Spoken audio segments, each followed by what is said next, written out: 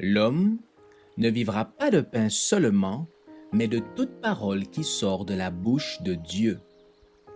Voici votre moment de méditation quotidienne.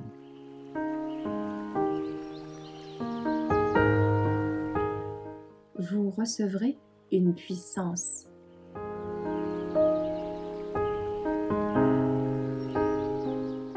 Le conseiller inspiré, le 9 août. C'est dans une grande affliction, le cœur serré et avec beaucoup de larmes, que je vous ai écrit cette lettre, non pour vous attrister, mais pour que vous connaissiez l'amour extrême que j'ai pour vous. 2 Corinthiens 2, verset 4. Me trouvant au Colorado, j'ai trouvé un tel fardeau à votre sujet que, quoique faible, j'ai écrit plusieurs pages destinées à être lues à votre congrès. Faible, tremblante, je me suis levée à 3 heures du matin pour vous écrire. C'est Dieu qui parlait à travers l'argile. On dira qu'il ne s'agissait que d'une lettre, oui, une lettre, mais commandée par l'Esprit de Dieu, en vue de placer devant vos esprits des choses qui m'avaient été montrées. Mes lettres et mes témoignages vous présentent ce que le Seigneur m'a montré. Il n'est pas un de mes articles qui se borne à exprimer mes propres idées. Il s'agit de ce que Dieu a fait défiler devant moi dans mes visions, de précieux rayons de lumière émanant du trône. Quelle est la voie que vous reconnaîtrez comme étant celle de Dieu? Quels moyens restent à la disposition du Seigneur pour corriger votre erreur et vous faire comprendre ce qu'il pense de votre conduite? Quelle puissance peut encore agir dans l'Église? Si vous refusez de croire avant que soit dissipée toute incertitude et toute possibilité de doute, vous ne croirez jamais.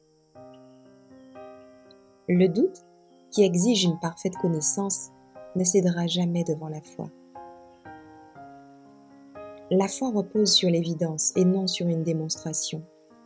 Le Seigneur nous demande d'obéir à la voix du devoir, alors même que d'autres voix autour de nous conseillent une conduite opposée.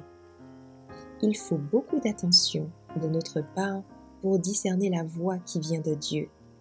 Il nous faut résister à nos inclinations et les vaincre.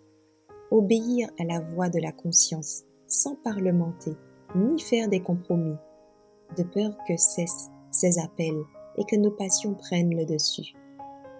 Le Seigneur s'adresse à tous ceux qui n'ont pas résisté à son esprit en refusant d'écouter et d'obéir.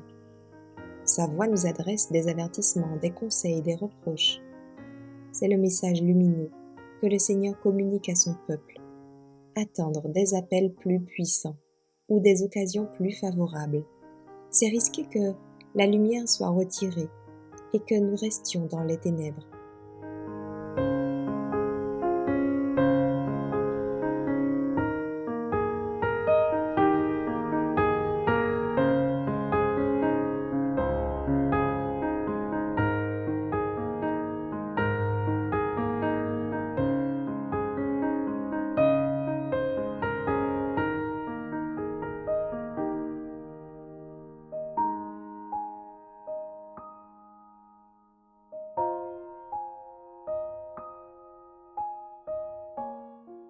Merci d'avoir écouté cette présentation.